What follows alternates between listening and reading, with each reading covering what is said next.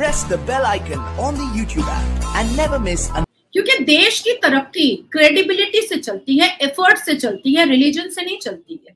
देश की इकोनॉमी जब बूस्ट होती है तो वो रिलीजन पर बेस्ड होकर के बूस्ट नहीं होती है, वो देश के नागरिक की क्रेडिबिलिटी, एडुकेशन, एफर्ट से देश की इकोनॉमी बूस्ट करती है। हमारे देश में हमें इमाम, मौलवी और जाली पीर फकीर नहीं चाहिए। हमारे देश में हमें इंजीनियर, डॉक्टर, वकील, अच्छे बड़े स्पोक पर्सन, अच्छे बड़े मोटिवेशनल स्पीकर्स चाहिए, साइंटिस्ट चाहिए, जिससे देश की तरक्की हो, देश बूस्ट करे। अब देखिए, इसमें मैं थोड़ा सा आपको एक छोटा सा एग्जांपल दे देती हूँ। आप गूगल में भी सर्च कर सकती हैं, या जो लोग हमारे कन्फ्रंटेशन को सुन रहे हैं वो भी सर्च कर सकते हैं। हमारे भारत से अगर कोई बाहर जाता है काम करने के लिए, तो या तो वो वहां पर बिजनेसमैन हो जाता है, या तो वो इंजीनियर होता है, या तो वो डॉक्टर होता है, या तो वो सिविल इंजीनियर होता है, इलेक्ट्रिकल इंजीनियर होता है। कोई भीख मांगने नहीं जाता है, नो वे। आपके यहाँ से जो लोग टूरिस्ट वीजा पर जाते हैं, हमारे यहाँ वर्किंग वीजा पे जाते हैं, काम करने के लिए जाते हैं। आपके यहाँ से जो सभी को जय हिंद दोस्तों, आप सभी का हार्दिक स्वागत है जय हिंद रिएक्शंस पे। तो आज की लेटेस्ट और इंपॉर्टेंट वीडियो में आप देखेंगे पाकिस्तान की मशहूर यूट्यूबर अनम शेख को, उनकी स्पेशल गेस्टों की भारत की बेटी और सुप्रीम कोर्ट की सीनियर वकील नाज़िया लाइक खान जी, जो कि अपने बेबाक और दमदार अंदाज के लिए जानी जाती हैं। तो ये वीडियो काफी इंटरेस्टिंग होगी, आपको बहुत कुछ जानने को मिलेगा और बहुत मजा आएगा। तो इसे अंत तक देखें और चैनल पे नए हैं तो चैनल को सब्सक्राइब कर दें, ताकि हम आपके लिए लेटेस्ट और दमदार वीडियोस लाते रहें। जय हिंद, जय भारत। पाकिस्तान को दर्द क्यों हो रहा है? पाकिस्तान को सऊदी अरबिया से दर्द हो रहा है, पाकिस्तान को ईरान से दर्द हो रहा है, पाकिस्तान को तुर्की से दर्द हो रहा है, पाकिस्तान को इंडोनेशिया से दर्द हो रहा है। क्यों दर्द हो रहा है? क्योंकि ये जितने भी कंट्रीज हैं, ये मुस्लिम ममालिक है, और मुसलमानों को की एक ऐसी फीलिंग है, सिर्फ पाकिस्तान में अनम नहीं, भारत में भी ऐसी फीलिंग होती है। अच्छा, ये ऑफिसर, ये आईपीएस ऑफिसर मुस्लिम है, अच्छा तब तो मुझे थोड़ा सा एडवांटेज मिल जाएगा। अच्छा, ये टीचर मुस्लिम है, तब तो मुझे थोड़ा सा एडवांटेज मिल जाएगा। No no no no no, not at all, not at all. मेरे पास तो अगर कोई भी आता है मुसलमान, अगर ये सोच भी लेता है ना कि मैं मुस्लिम हूं और उसको थोड़ी सी अपॉर्चुनिटी एक्स्ट्रा मिल जाएगी, तो मैं सीधा बोल देती हूँ कि तुम खरे उतरोगे तो ही अपॉर्चुनिटी मिलेगी, अदरवाइज बिल्कुल नहीं। Go to help. एकदम आराम से। तुम्हारी क्रेडिबिलिटी है तो तुम इस जगह को ले सकते हो या ले सकती हो। अगर तुम्हारे अंदर क्रेडिबिलिटी नहीं है, मैं बहुत ज्यादा 2 महीने बर्दाश्त करूंगी और उसके बाद फिर मैं निकाल बाहर करूंगी। क्योंकि देश की तरक्की क्रेडिबिलिटी से चलती है, एफर्ट से चलती है, रिलीजन से नहीं चलती है। देश की इकोनॉमी जब बूस्ट होती है तो वो रिलीजन पर बेस्ड होकर के बूस्ट नहीं होती है, वो देश के नागरिक की क्रेडिबिलिटी, एडुकेशन, एफर्ट से देश की इकोनॉमी बूस्ट करती है। हमारे देश में हमें इमाम, मौलवी और जाली पीर फकीर नहीं चाहिए। हमारे देश में हमें इंजीनियर, डॉक्टर, वकील, अच्छे बड़े स्पोक पर्सन, अच्छे बड़े मोटिवेशनल स्पीकर्स चाहिए, साइंटिस्ट चाहिए, जिससे देश की तरक्की हो, देश बूस्ट करे। अब देखिए, इसमें मैं थोड़ा सा आपको एक छोटा सा एग्जांपल दे देती हूँ। आप गूगल में भी सर्च कर सकती हैं, या जो लोग हमारे कन्फ्रंटेशन को सुन रहे हैं वो भी सर्च कर सकते हैं।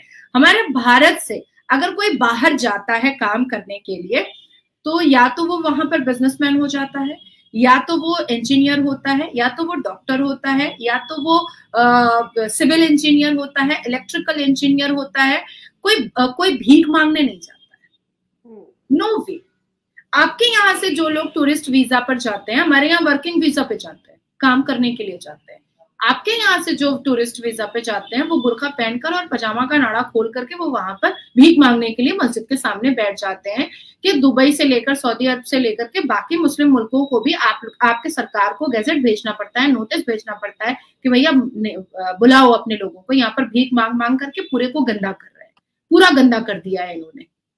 तो ये डिफरेंसेस है। हमारा इस 21वीं सेंचुरी में भारत का विजन और फोकस जो है, वो पूरे देश को शिक्षित करना है, पूरे देश को शिक्षित करना है, ताकि एक देश जितना शिक्षित होता है, जितना वेल एडुकेटेड होता है, उतना ज्यादा वो देश तरक्की करता है, उतना ज्यादा वो देश तरक्की करता है। क्योंकि हमारा दिमाग खुलता है। हम किताबों के अंदर से जब हम चीजों को पढ़ते हैं, तो हमारा जो दिमाग है वो ओपन होता है कि अच्छा ऐसा भी है, अच्छा ऐसा भी है। आपके यहाँ के बच्चे से जब आप लोग इंटरव्यू करती हैं, मान लीजिए क्लास 12 के बच्चे से या 7-8 क्लास के बच्चे से या 6 क्लास के बच्चे से, तो आपके यहाँ क्या बोलता है? कजन से शादी करेंगे। आपके यहाँ क्या बोलता है? भारत जाकर के काफिरों को मारेंगे। आपके यहाँ क्या बोलता है?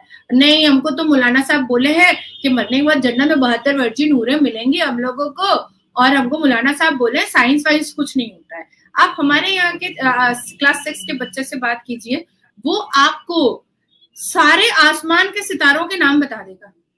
सारे आसमान पे कितने सितारे जो मुझे भी नहीं पता है, वो हमारे यहाँ के क्लास 6 के बच्चे को पता है। क्या ग्रेविटी है वो बताता है, न्यूटन के लॉ को बताता है पूरा एक्सप्लेन करके। और मैं अपने भारत की बात कर देती हूँ कि कई बार ऐसा होता है कि इंडिया गेट के पास या कनॉट प्लेस में दिल्ली में जितने भी मीडिया वाले घूमते रहते हैं, वो मदरसे के बच्चों से पूछते हैं कि राष्ट्रपति का नाम बताओ, भारत के राष्ट्रपति का नाम। बोलते नहीं, भारत के राष्ट्रपति इधर उधर हो जाता है। और वहीं पर जो एकेडमिक क्वालिफिकेशन जो बच्चे ले रहे हैं, जो स्कूल जा रहे हैं, उनसे जब पूछा जाता है तो वो तो भाई अमेरिका के प्राइम मिनिस्टर का नाम बता दे, वो तो पूरी दुनिया के प्रेसिडेंट और प्राइम मिनिस्टर का नाम बता देता है। भारत का तो बताता ही है, साथ साथ पूरी दुनिया का भी बता देता है, जीडीपी बता देता है, और क्या करने से कितना इकोनॉमी बूस्ट करेगा वो भी बता देता है। तो ये चीज बहुत जरूरी है, बहुत जरूरी है। अच्छा, मैंने कई बार नोटिस किया है, मैं तो भारत के मेन स्ट्रीम मीडिया पे अनम बैठती हूँ, तो मेन स्ट्रीम मीडिया पे मैंने नोटिस किया है कि मौलाना से, क्योंकि मेरा कमांड है पर्शियन में भी है, अरबी में भी है, तो मैं अरबी में अगर 2 लाइन बोल देती हूँ तो वो जवाब नहीं दे पाते, क्योंकि उनको पता ही नहीं है अरबी।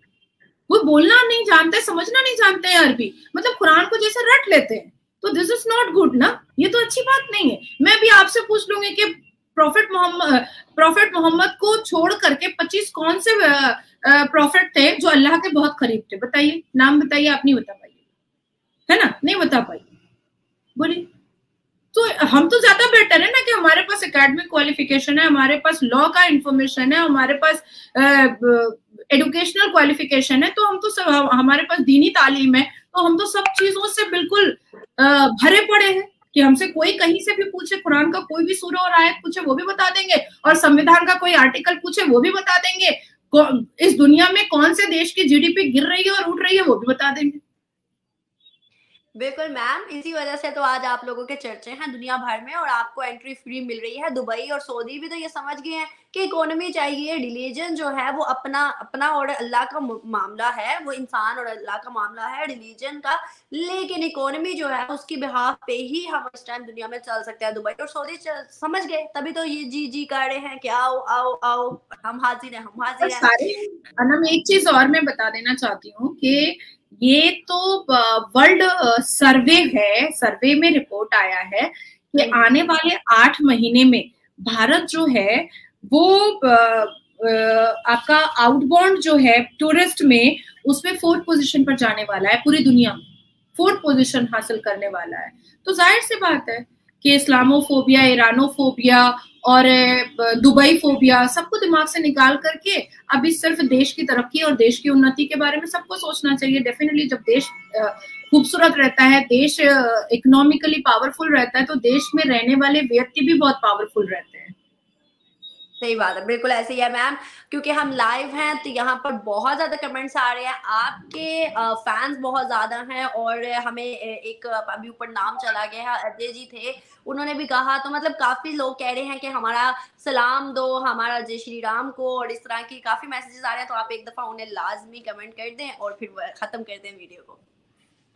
मुझे देखने वाले, मुझे सुनने वाले और मुझे सुन करके पसंद करने वाले जितने भी लोग हैं, उन सबको मेरी तरफ से जय श्री राम, और मैं शीश झुका करके आप तमाम लोगों का शुक्रिया अदा कर रही हूँ, मैं धन्यवाद कर रही हूँ। और जो लोग मुझे बिल्कुल पसंद नहीं करते हैं पर सुनते जरूर है मुझे, मैं ये जानती हूँ, जो लोग मुझे बिल्कुल पसंद नहीं करते हैं और सुनते जरूर है, उनका भी धन्यवाद। और मैं एक चीज अनम के इस चैनल से मैं क्लियर कर देना चाहती हूँ कि मेरी माँ भी भारतीय है और मेरे पिता भी भारत के हैं, मेरी 5 पुश्त भारत की है, जो मुझे एकदम मुंह पे याद है।